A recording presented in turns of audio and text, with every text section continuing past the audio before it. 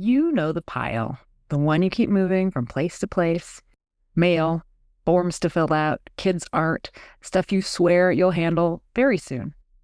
And every time you see this pile or piles, your shoulders tense just a little bit. Every sheet represents unfinished business. Every pile is a decision paused mid thought.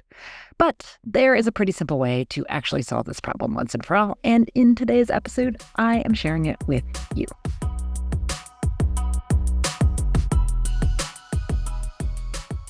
Welcome to the Do More, Stress Less podcast. I'm your host, Alexis Hasselberger, a time management and productivity coach. In every episode, I give you actionable, practical tips to help you learn to use your time in a way that feels good to you every day. No more hustling, scrambling, or struggling to keep your head above water.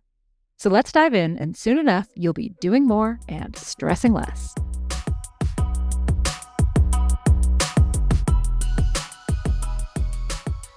I know you're drowning in email, but are you also drowning in paper? Paper overload has been a somewhat surprising to me, actually, topic that's been coming up in a lot of my coaching sessions recently. And so I thought maybe you're struggling with it too, and it might be worth talking about here on the podcast. Now, perhaps it's a huge stack of unopened mail or unopened mail shoved in a drawer so that you don't have to look at it. Or it's a stack of mail that's been opened, but that you need to do something about, and you haven't done that yet. Or maybe you've got little kids and your dining room table is buried under a mountain of artwork that you don't want to toss, but aren't sure what to do with. No matter the source of your paper, I've got you covered. So let's talk today about how to tame the paper dragon. What you're going to do is actually a modified version of the one-touch rule. Now, the one-touch rule is something that we use for email and messaging and all sorts of things, but there's a modified version of this that you can use for paper, and it is going to make dealing with it and making decisions about it so much easier. So here's how it works. For every piece of paper that comes into your orbit, you're going to do one of 5 things. And I'm going to argue that there are really only these 5 things that you can ever do. If you think you have something that doesn't fall into any of these categories, let me know. Let me know by emailing me or leaving a comment, etc. Okay, so first thing you can do, you can toss it or shred it. Now, let's face it, a lot of the paper that comes into your house is mail, and most mail is junk you don't need. So you can take some steps, of course, to limit the junk mail that comes into your inbox. And you can just Google, stop junk mail, and you can sign up for some service that will make it so that you get less junk mail. But you're still going to get some junk mail, right? It won't stop everything. So if you don't need it, just toss it. Toss it immediately. Like the second you take the mail into the house, throw the junk mail away or shred it if you're paranoid like me and you shred anything that has your name and address on it. Okay. Second thing you can do is to scan it and then toss or shred it, right? If the paper is something that you want to keep, but you don't need it in a physical form, you can scan it. So this is things like account statements and, dare I say it, even some of your kids' art, right? Not all of it is frame-worthy. Now, I know, you want to keep it all, but you just can't, right? And I say this as a person with teenagers, and I've had so much art that has come through, and some of it, amazing, but some of it you're not going to want to keep. So just wait, toss the originals when they're asleep, of course. You don't want them to know what's happening. But by all means, keep some of it, the best ones. Display it or keep it in a box for keepsakes, but not every finger painting is a masterpiece, and I can guarantee you that your kids will not want all of the art that you stored for them in your attic or basement until, when they're 30, and then you try to pawn it off on them. Now, if you don't trust me, I want you to ask yourself, how do you feel about all those boxes of your childhood stuff that your parents are trying to foist on you at every single turn? Now, if you don't have a scanner and you're sitting there thinking, ugh, that's another thing I have to do, no worries. You can use the Google Drive app. This is amazing. So you can use the Google Drive app. You can scan directly to JPEG or PDF from your phone using the Google Drive app, which is totally free. And you can put it directly into the folder of your choice with a file name of your choice, all in one step. If you use some other cloud storage, then there are also lots of other great scanning apps. And they're usually like just a quick one-time payment of a few bucks. And that allows you to scan from your phone to Dropbox or iCloud, etc. I know that ScanBot and Scanner Pro are both highly rated. So if Google Drive app isn't going to work for you, ScanBot or Scanner Pro might work. And if you want to get fewer account statements and things like that, you can generally log into your online accounts and switch to paperless billing or statements. Okay, the third thing that you can do the related task from the piece of paper, whatever that is, then scan it, then toss or shred it. So for things like bills that you need to pay or permission slips that you need to sign, just do it, right? And then whatever it is, usually takes only 2 minutes or so. And then if you need a copy digitally, you can go ahead and scan it and then go ahead and shred or toss it after that because you don't need the originals after you have scanned them. Okay, fourth thing that you can do with it. You can scan it, then toss or shred it. And then if you don't have time to do the task now, add that related task to your task system with a clear next action date and a clear next action. And if you don't yet have a task system, I can help you with that, right?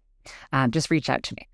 And if the paper represents something that you need to do, you just can't do it now for whatever reason, this is when you need to use this way to do it, right? So you are going to scan it, you're going to toss or shred the original, you're going to add whatever the related task is. Some things are too big to do right now in 2 minutes to your task system with a clear next step and a clear and realistic next action date, and then you're going to move on. And then finally, there's one more thing, right? And this is that you can scan it and file the original.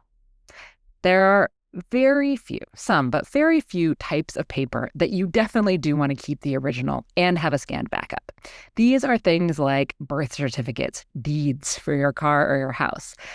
These types of things, these like official documents, they are very rare. But you don't obviously want to shred those, right? We do need to keep the originals, but it really helps to have a backup, a scan of that somewhere, right? And then you might want to keep the originals in someplace safe. Maybe it is a safe in your house, or maybe it's a safe deposit box at the bank, etc. You want to use this one sparingly. So that's the 5 things you can do. I really believe that everything fits into one of those 5 categories. But a final tip here, you can batch process the paper, and it'll be a lot less onerous if you do so. So as paper comes into your house, designate a spot. Put a basket somewhere. I personally just have a little like standing file folder where I throw it all. And then once a week, you can process it all. It honestly usually takes less than 10 minutes to process all of the weekly paper that comes into my house from the mail and everything else. It actually takes a lot less time when I do it once a week than if I were to, handle the mail every single day. And what about the backlog of paper that you already have, right? We've been talking about what to do when things come in, but you've probably got those piles that are sitting there too. So for that stuff, you can batch process that as well. I totally recommend pairing this with your favorite guilty pleasure TV show, right? This is one of the very few times that I'll suggest multitasking because processing a backlog of paper is honestly a bit of a drag, or more than a bit of a drag. And pairing it with a guilty pleasure form of media, or maybe even not so guilty, maybe just your favorite audiobook that you're listening to or a podcast or whatever. Pair it with binge listening to my podcast. Who knows? But when you pair it with something else, it is going to make that task way, way less boring. So that's it. Have I convinced you that dealing with all of that paper isn't actually that big of a deal? When you've got a clear process and a concrete next step, everything is infinitely easier. I promise. And again, if you think there's a category of paper that doesn't fit neatly into what I've outlined here, just hit reply. Or rather, we can't hit reply because this is not an email, right? I am talking on a podcast right now. But no, you can find my email in the show notes and you can send me an email there because I really, really do want to know if you do have something, and then we can noodle on it together.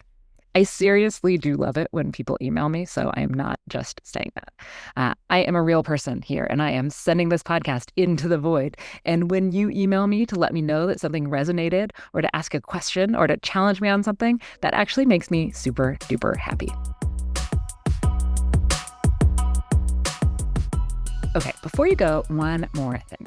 If you've been listening to this podcast and thinking to yourself, I want to actually do this stuff. I just need help figuring out where to start.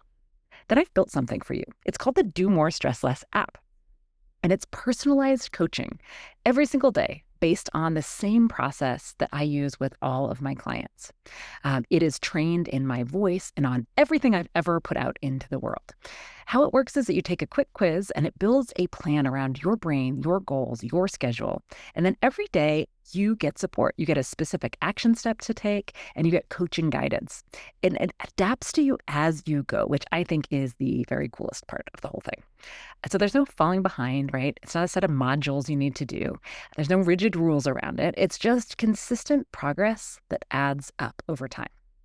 Now, if this sounds interesting to you, check it out. The link is in the show notes.